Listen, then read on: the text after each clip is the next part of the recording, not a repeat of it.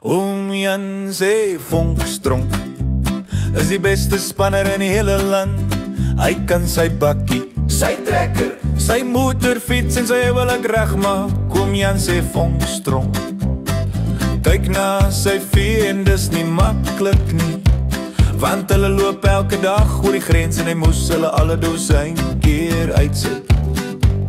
Ek vra vir oom Jan, waar is Vonkstronk? En hy sê bietjie bietjie vuur maak 'n groot vuur, bietjie bietjie vuur maak 'n groot vuur, bietjie bietjie vuur maak 'n groot vuur, bietjie bietjie vuur maak 'n groot vuur, bietjie bietjie vuur maak 'n groot vuur, bietjie bietjie vuur maak 'n groot vuur, bietjie bietjie vuur maak 'n groot vuur, bietjie bietjie vuur maak 'n groot vuur, bietjie bietjie vuur maak 'n groot vuur, bietjie bietjie vuur maak 'n groot vuur. Vonkstronk hou nie daarvan om met geld te mors nie, maar hy maak ook nie vriende met elke vreemdeling nie.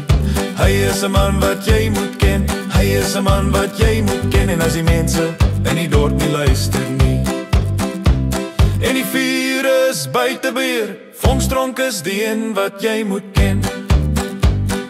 Hy is 'n man wat jy moet ken. Ek vra vir oom Jan, waar is Vonkstronk?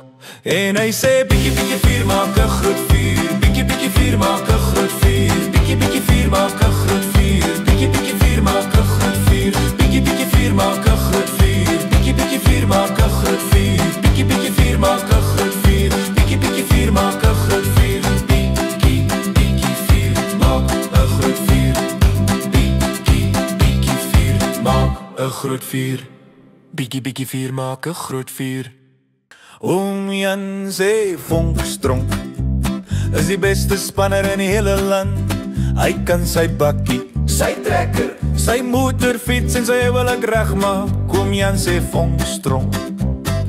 Kyk na sy vee en dis nie maklik nie, want hulle loop elke dag oor die grens en hy moes hulle alle dosyn keer uitsit. Ek vra vir oom Jan, waar is Vonkstronk?